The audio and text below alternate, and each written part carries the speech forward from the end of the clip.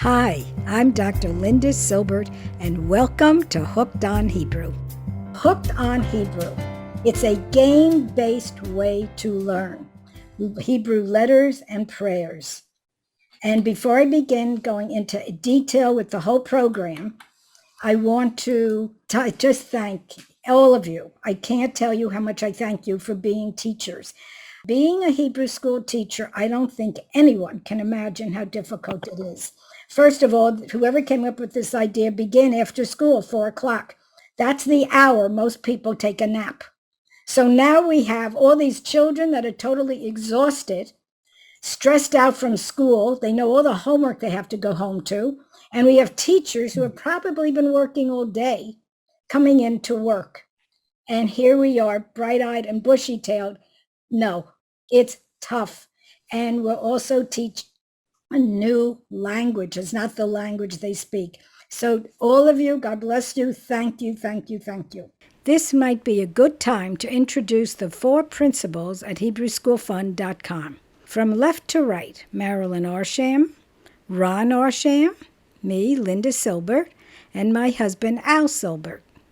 Now let's take a moment to discuss how and why our company, HebrewSchoolFund.com, came about. Marilyn said, I have to prepare them for the b'nai, for the bar mitzvahs and the bat mitzvahs. And she said, some of them don't know the letters.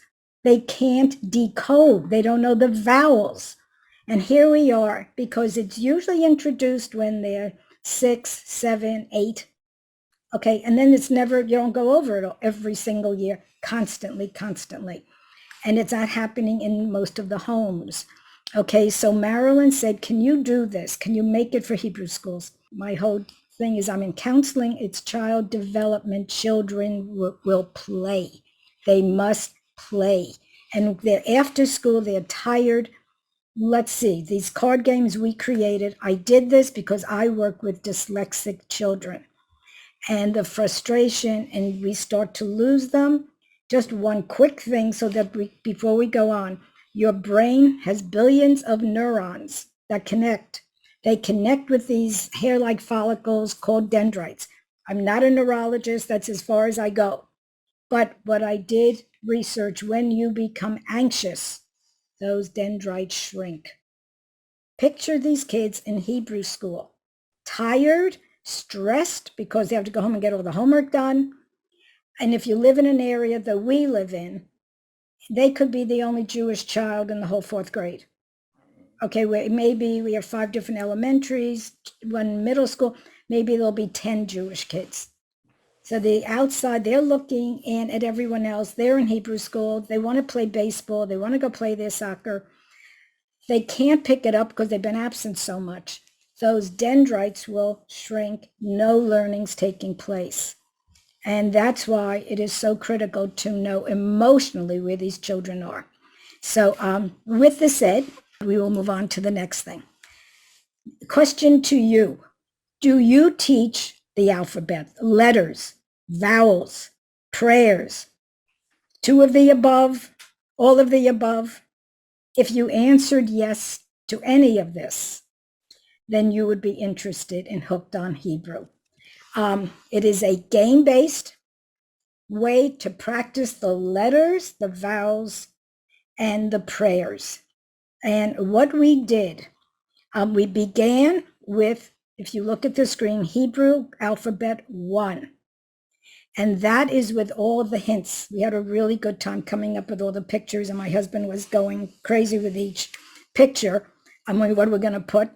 And the children play this. I don't care if you have adult ed classes. If they start to learn it and they can't remember it, they're going to drop out. So we need a way for them to have a visual image, and that's why we began with hints. Then once the children progress from that, or whoever's learning, you go on to Hebrew alphabet 2. No hints, it's just the alphabet. Now I'm going to show you all the games with each deck, each one of these 7 decks. You can play up to 15 games. They're all the same games. And I'm going to show you all the games you do. Then once they have that alphabet, you can move into the vowels. And again, we have images. visual images. Then once the children can get past there, you go on to vowels 2 without the images. Will all children get past it at the same time? No. We all know that. That's part of the program. We're going to show you what to do. Then from there, you can decode. If you have those letters and those vowels, you broke the code. And now what Marilyn did with every one of these prayers, she wrote the prayer and then she took the words in the prayers and she put them into syllables. So you can decode each syllable. Number one, you have to learn how to decode. Okay, so now here are the games. HebrewSchoolFun.com is the four of us, that's our company. Well, at one of the workshops we went to, Bierman House was there. To make a long story short, they asked us if we would partner with them. Okay, so that's why these decks will say Bierman House on them. And even if you go to our website, it doesn't matter because these 7 decks will go directly to Bierman House. That's where they're selling them. They're the most important. This is going to get your students to be able to read. Okay, now we're going to play a very quick video to just give you a general idea of what Hooked on Hebrew is about. Okay, this one is 38 seconds. When practice is playing, everyone learns. Hooked on Hebrew is a new phonics to prayer program that uses purposeful, playful practice, along with social fun, to build both Hebrew skills and confidence at any age. Students and adults learn Hebrew as they play popular card games like Go Fish, Memory, Bingo, Rummy, and more. Play these Hebrew teaching card games and you too will get hooked on Hebrew. Find out more at biermanhouse.com/hookedonhebrew.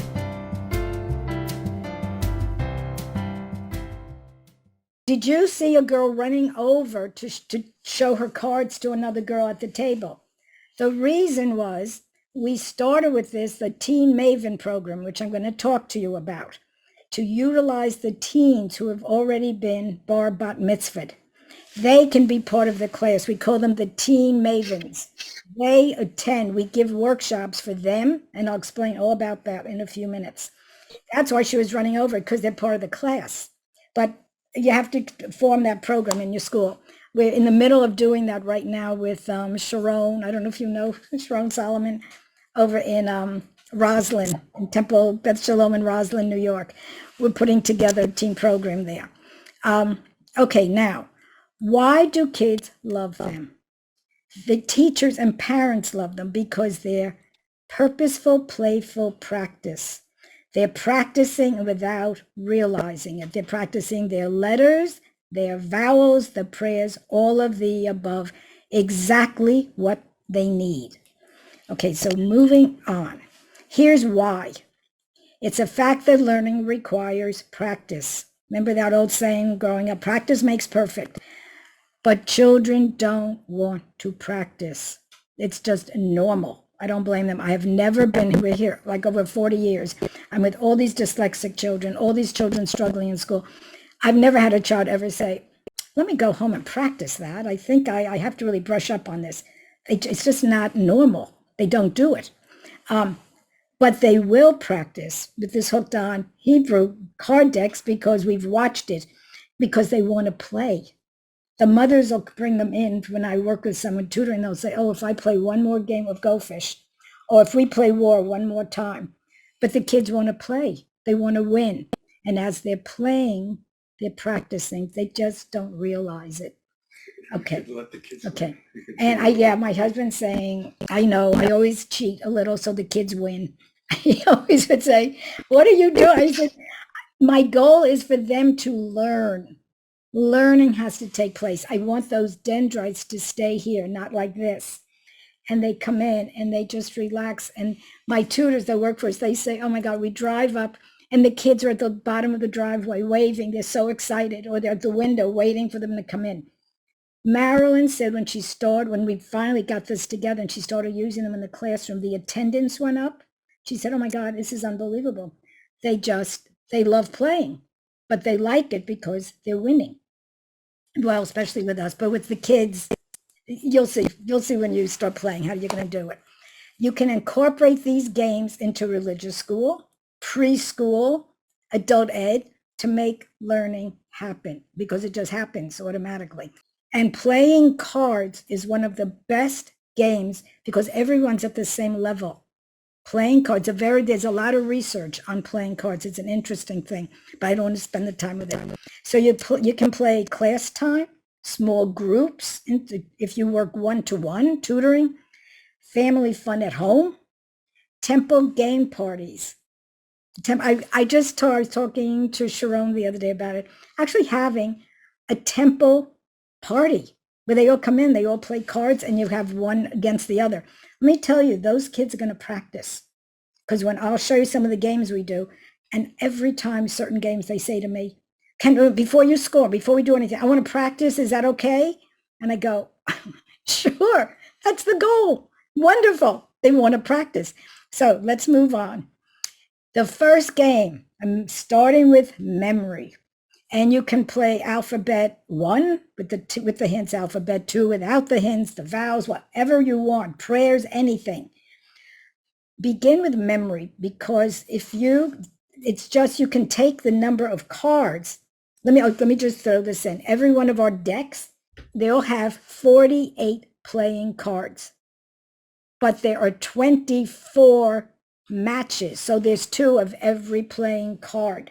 Okay, so no matter what game, whatever deck you take, there's 48 playing cards, but there's 24 either letters or vowels or whatever to learn. Okay, it's all on there. Now, if you start with memory, all you do is you take the deck, turn it over, so you'd have 48 cards, and I'm going to show you a little video in a second of Jake and his mom. They were nice enough to come over, because Jake just loved these games, and Marilyn asked, would you mind coming over and just take a video of Jake playing, and he was thrilled. Begin with half of the 24. When I have kids who are really struggling, I only begin with 6 cards, 12 matches, and we're playing memory, and so they only have 12 cards to choose from. The brain, by the way, can only process, many of you may know this, 3, 4, and 5 things at a time. That's all the brain can do. And people sit with these flashcards with piles of flash. It's not educationally sound. The brain can only process 3, 4, 5 things at a time. Think of your zip codes. How many digits? 5. Think of your phone numbers. Da, da, da. Then 4 digits, but it's chunked. It's actually called chunking. Your children have to learn small amounts at a time. So beginning with memory is a great thing for anyone who's learning because it's little bits. You're not learning a lot at once. Okay, we're now going to go to, this is 49 seconds, showing Jake, actually the 4 of us, playing memory. And actually what we did, Marilyn and I made up a team, because you can do it with teams, and Jake and his mom were a team. So here we go. Memory. Remove non-playing cards. Shuffle and place cards face down. Start playing. The player with the most matches wins. Mem as in mountain. Okay. And as in volcano. Okay. Okay, here we go. Lamed as in llama. You pick one. Take this one. Okay. Shin is in ship. Okay. Shin is in ship. Was it on the end there? Oh my God. That's so memory. Okay, that's good. I think we're going to lose. I don't say. Now, go fish. Go fish is so simple, and we gave 2 examples here, beginning with your Hebrew alphabet 1, and even if using Michamocha, you can do that with the prayers. Each person gets 5 cards, and I'm going to show you a video in a minute. Each person gets 5. You take your pairs out. The goal of this game is not how many cards you can get. how many cards you get rid of, how quickly, who's the first without any cards in the hands. Don't try to remember all the directions. You're going to download them at the end. We're giving you that all today, all these directions. Okay. And what you do is you now take one of your cards that's left in your hand and you'll say, okay, I have Shin. Does anyone have Shin? Now, if you look at play or bet, they don't have Shin. So whoever's playing, they go, no, go fish, and you pick from the deck. And if you have a pair, you put it down, but you don't go again. All your directions will be next. Okay, next we go to, this is go fish now to show you how to play. And this is 48 seconds. Go fish. Remove non-playing cards. Shuffle and deal 5 cards each. Players take turns asking, does anyone have a specific card? If yes, they take the match and put them down. If no, others say go fish and the player takes a card from the deck. The first player with no cards wins. Does anybody have T with a tab? Go fish. Does anybody have Cha? Oh, Yeah. Does anybody have A? Go fish. Okay. Does anyone have shoe? Shoe? No. Go fish.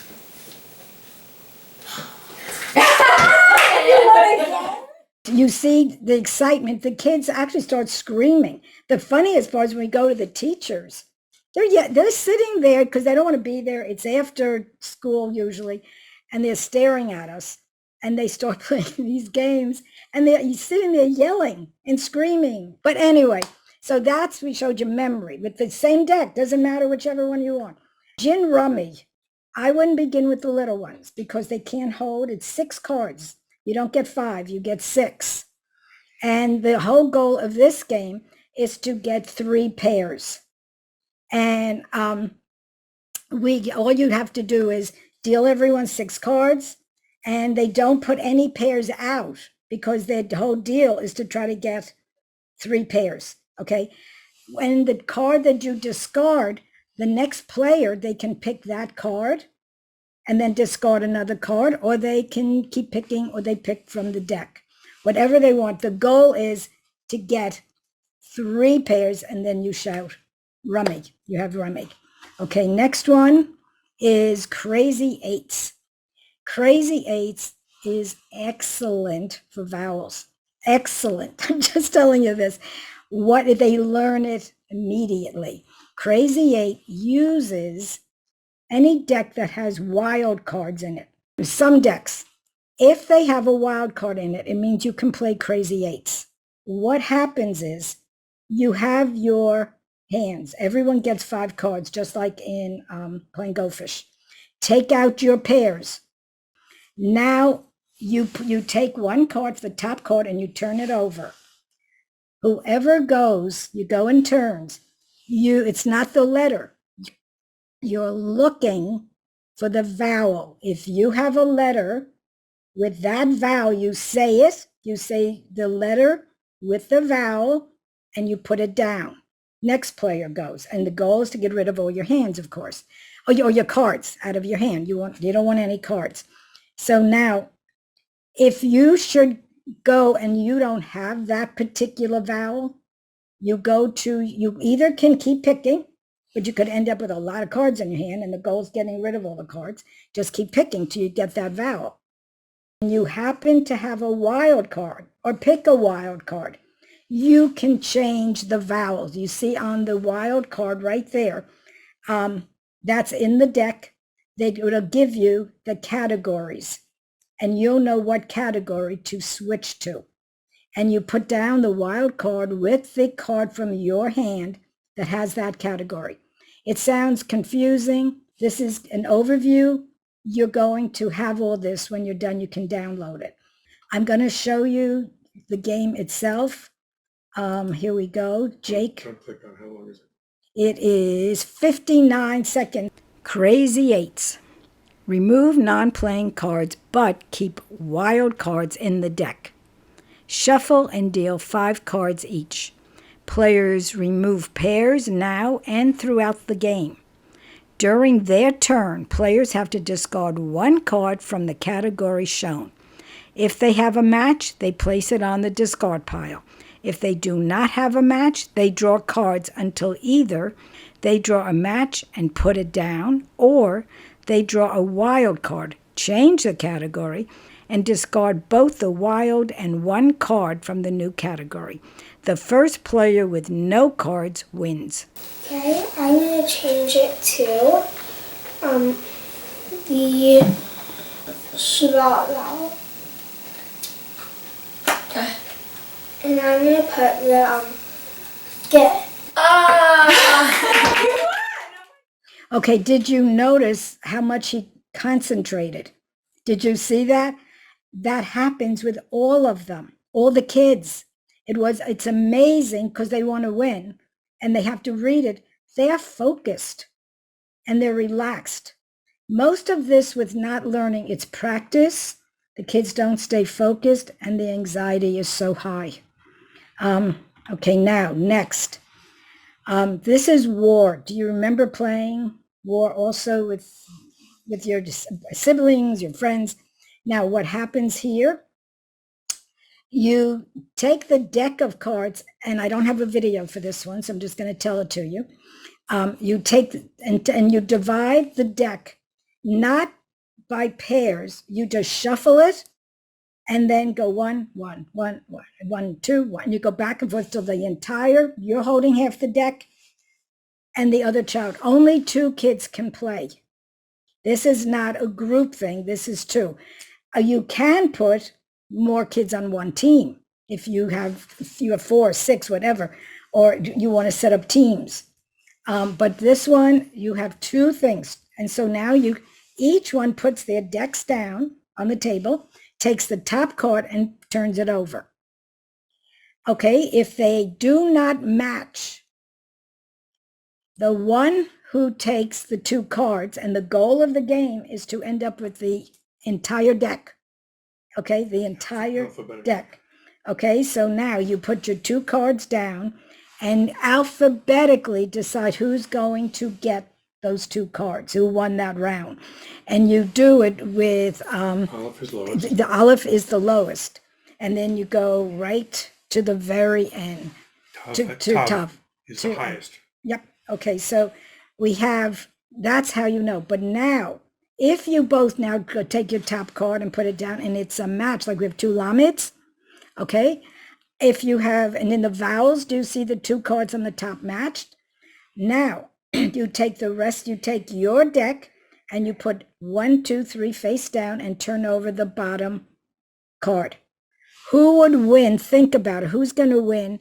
The first one player Olive had vet, and player bet has the vav.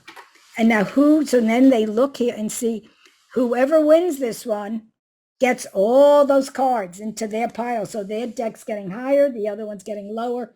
The one who ends up with no more cards in their deck they don't win. You win with all the cards.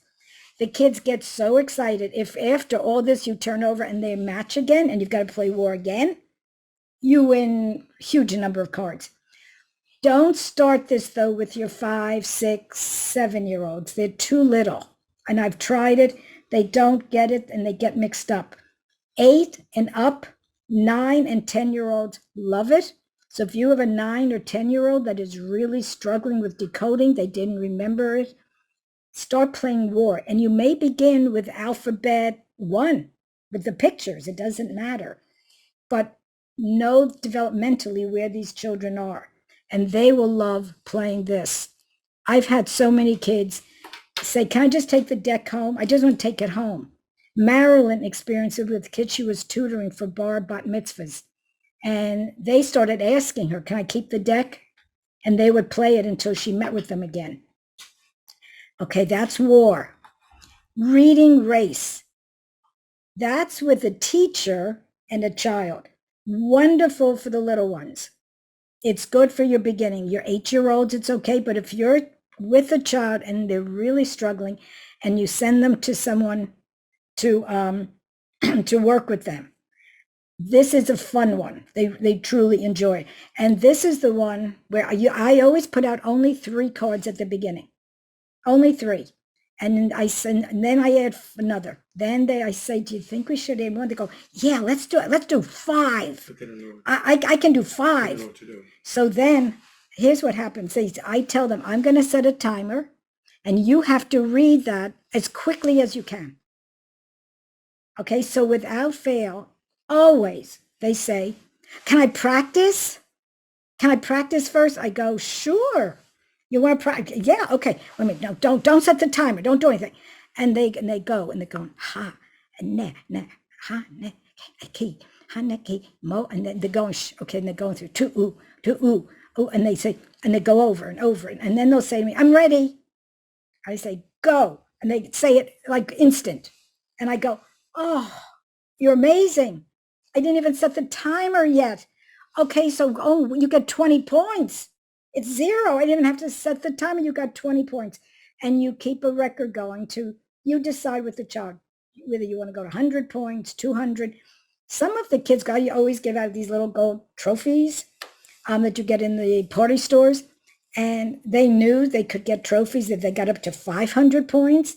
But they say to me, no, I don't want to get anything today. I want to just keep adding up my points. And they would go home and practice so they could end up with the trophy. Playing, it's game-centered teaching. Let's go the next one. Bingo. Okay. If you notice, we did not fill in the bingo sheet. That's on purpose. You can download at the very end. We'll tell you again what to do. The children now, you give them a word list. You give them the alphabet, whatever you're teaching. You give them the vowels. They fill in the bingo sheet. Do you see it filled in here? That was one of the children.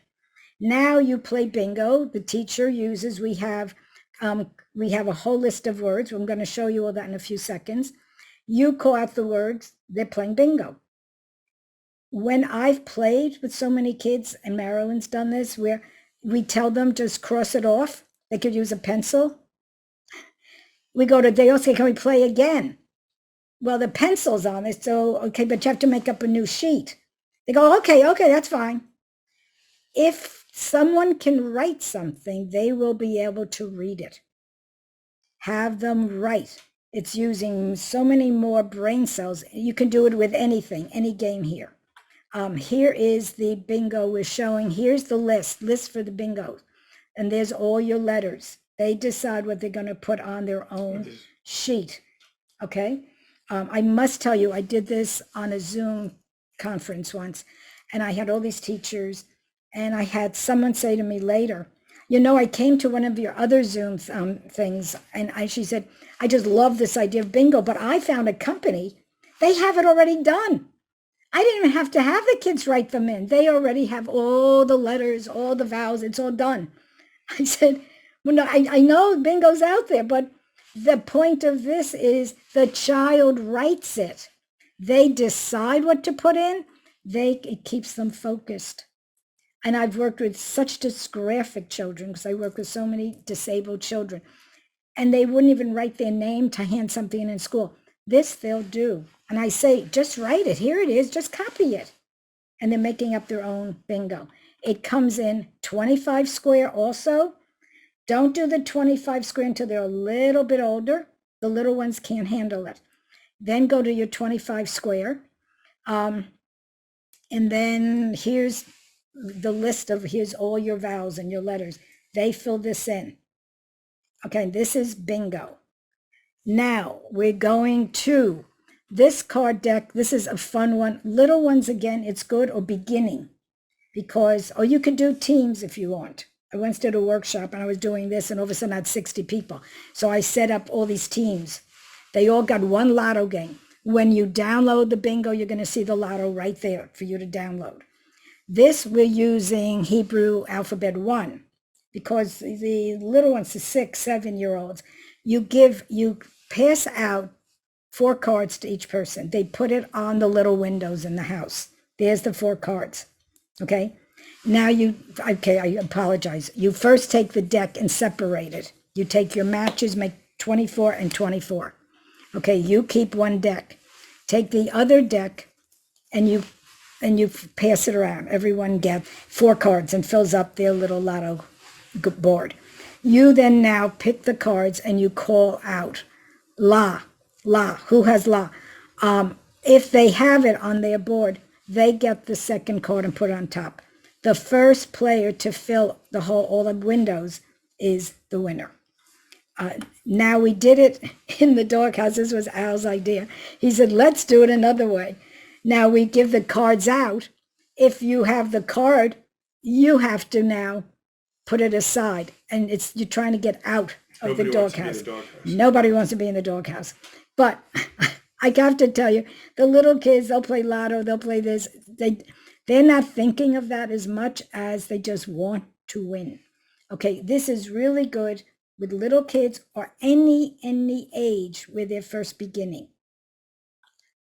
This is so much fun. You take your deck, it's treasure hunt. You take your deck and you can do it. We've done it even with prayers. We've done it with all different card decks. You take your deck, divide it again into 2 halves. Take your matches. You take your 24 cards before the kids show up for class, and you go and you hide them around the room. If you're doing this at home, you can tell them it's only in the living room. You can't, no, it's not going to be behind the shower curtain in the tub. You tell them, give them limits. Hide the cards. You put 24 of them out on the table. And then you take the class and divide the class into 2 teams. If you only have 2 that day in class, you have 2 teams. Okay, you can't play unless you have at least 2 teams. Okay, now, each team puts a paper bag or a box or something on one side of the room. When you say go, the 2 teams start looking. Someone finds it in the candy dish, or they find it behind the drape. They come running up. Okay, I have it. They have to find the match on the table. They have to read it to you. And then they put it in their bag or box on their side, and they keep going. As soon as all the cards are gone on the table, you know it's done. Everything's been found. You stop the game and you see which team had more, which one found more cards. It's just a lot of fun. But what are they doing? They're practicing Hebrew. We have Passover decks, and we have symbols of Passover, and people have told us that they use this at Passover. And the kids had to, besides hide the matzah, they played this game, and they hid all the symbols of Passover around the place. Lineup.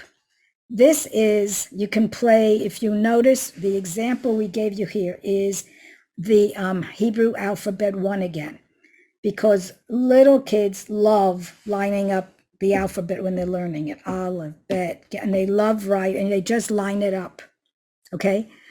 Now, you can do this as teams, even if it's 1 against 1. I'm going to show you pretty soon with a little video. Either the children very calmly can just line it up, or you take a prayer. There's the entire prayer, and then they take their cards and they find all the parts to go together to make up the whole prayer. They line it up on the table. I'm going to show you these 2 little ones took the alphabet cards, and they were exhausted. Their mother is the rabbi, and she just loves this stuff. Now that's beginning. You can do it.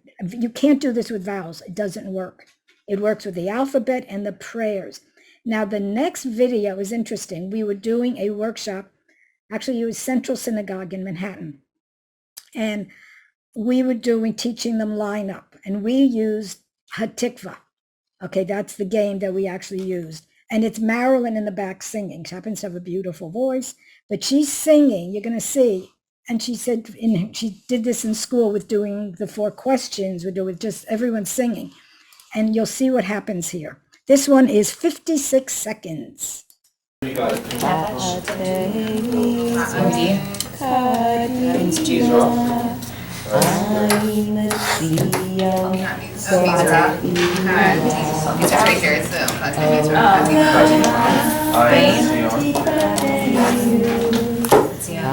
Now we check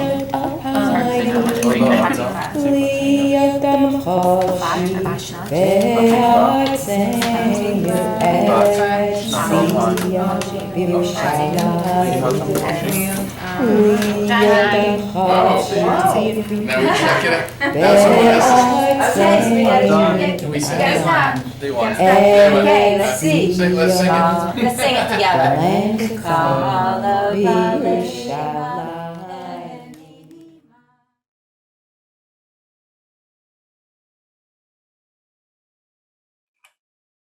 Okay.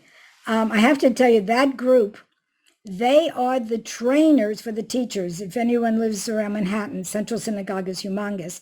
We went to Central Synagogue. She had these teachers come in on it was during the week. It was August. They actually didn't look like they did not want to be there.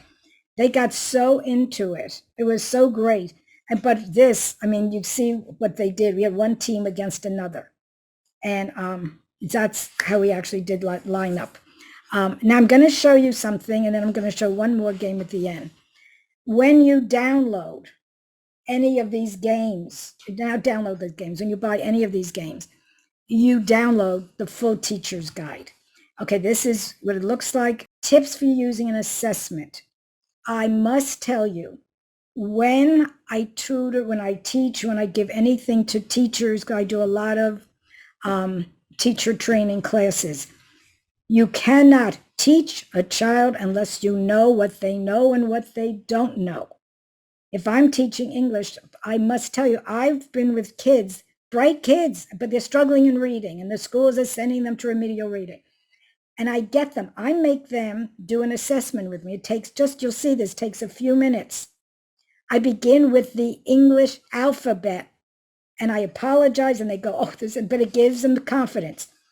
I can't tell you the number of kids I will get to. Just last week, I was testing an 8th grade boy, and I get to S, and he goes, shh. I said, well, SH is shh. What is S? He goes, I don't know. I thought it was shh. Why is he struggling? I got to a W with a 10th grade boy one day, and he says to me, hey, I always got confused with that.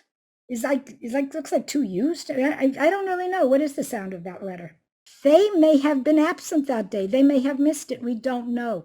This assessment Marilyn put together, you actually begin on line 1. The letters are not in alphabetical order. We don't want them in alphabetical, because some kids have memorized it. Go through it with them and tell them you can't fail. I'm trying to figure out what game to play. And it is, you're trying to decide which deck. Are we going to begin with the alphabet? Do they know the alphabet yet? Do we have to begin with hints? And this can be at any grade level. And Marilyn went right through words that actually appear in the prayers. So when you actually start going, the decoding and the vowels and getting to the prayers, you'll know as a teacher where that child is and what that child needs. It's so a no-brainer that it suddenly makes teaching making sense so that children can learn. Any student can learn. Here's all your directions. You're going to have all of this. This is Teen Maven program. I must talk to you about this because we've been doing this now for a while, and benefits of having Hooked on Hebrew Teen Mavens. We call them Teen Mavens. We tested it. The girl you see, you're looking right at her. She's the one in the middle. She's already been bat mitzvahed. I forget how old she's, I think 14. She looks, but the kids, she sits it, she's playing it with them. Get someone in the temple, either a parent volunteer, someone from the educational board of education at your temple. Get it. You have to have an adult. In our temple was Marilyn, and you have to train these kids. And we actually give workshops. The whole idea of children working together, not being on a computer, is the whole idea of Hebrew school is the socialization. If you're in small towns like we're in, you need that so badly. You need that socialization so badly. If you have a community and the kids can be together, put together a Team Maven program for them, and we can train them. So they start becoming the mavens of the games, which, look at the benefits. The teens learn that they are an important part of the religious school, the congregation, the community, the entire Jewish community. They have an important role. Okay, because anyone, even the teacher's going to say, wait a minute, they'll turn to the teen in the class, say, wait a minute, if I play war and we're doing something, they know it. They become the mavens. That helps these teens, gives them a role. At that age, they're kind of lost, and this is a great opportunity for them. Students receive additional support, emotional, social, as well as academic. All the little fourth graders, fifth graders, third graders, you have another teacher in that room. If you have two teens who've been trained and they're both there that day and there's an extra one around, put two in your classroom. Teachers have more time to teach, and you're not worried about where are the directions. You put groups together. One could be doing the vowels because that's where you found them. That's what they needed. One could be doing prayers. Another group could be doing the alphabet. You have all the different card games, and they were playing the games. Okay, now the next thing is play hooked on Hebrew at home, if at all possible. Last year, someone was using these and she sent them home over the summers. She took the assessment, figured out what each one needed, and ordered. And she told us, I need 4 of the alphabet with the hints. I need 6 without the hints. Then I need the vowels. And they all, over the summer, they could play being part of the family. Bullet 1. These are such important bullets. And you will know it. You're all Jewish educators, and I'm talking to the choir here. But when a child is learning Hebrew along with mommy, daddy, siblings, grandparents, they feel good because they have the support of the family. In addition, they become more confident because the rules are the same for everyone, no matter what age. As I said, there's research on actually playing card games. And even as a whole family on a Saturday night, they love playing games. And because what happens if mommy's losing or grandpa's doing something quirky, everyone can laugh. We're all on the same level. It just makes you feel good. You're not alone going to Hebrew school, because I have to go to Hebrew school, especially in these little towns. Plus, besides parents and grandparents quelling over the success of these children, they're now reviewing prayers. They're reviewing that. The Hebrew school parents, most of them know it, but many have forgotten it. And this is it's such a great way for everyone to be together. I had a family here one time. If the little boy had severe dyslexia, and the grandpa sitting and the grandma. Grandma was a retired special ed teacher. Grandpa was a retired reading teacher. We're playing, I think it was Go Fish.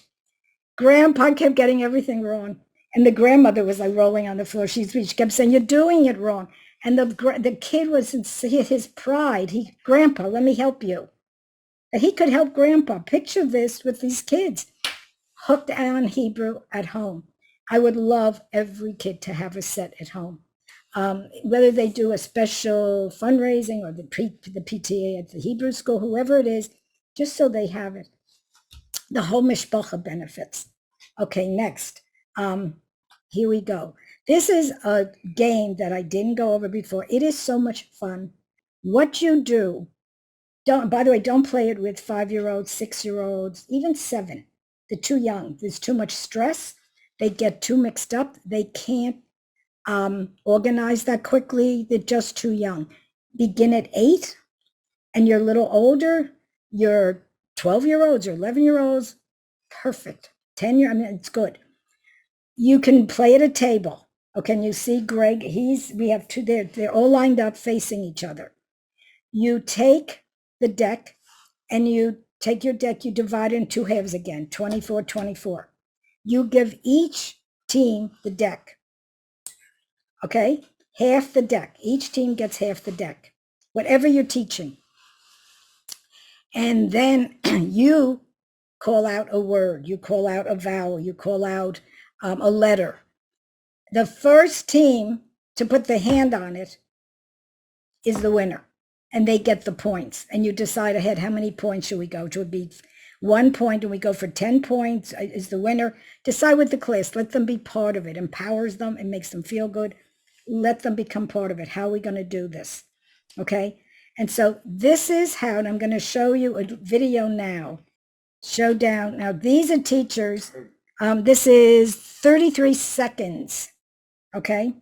We were out in Great Neck, and these were the teachers playing this game. I think it's like 8, 7. No, 8, 7. 5, 8.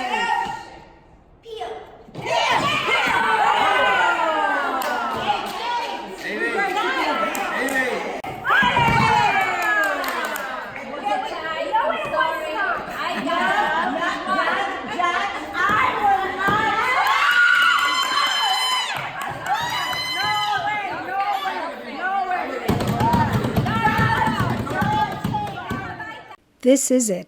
As you can see, these games are really a lot of fun.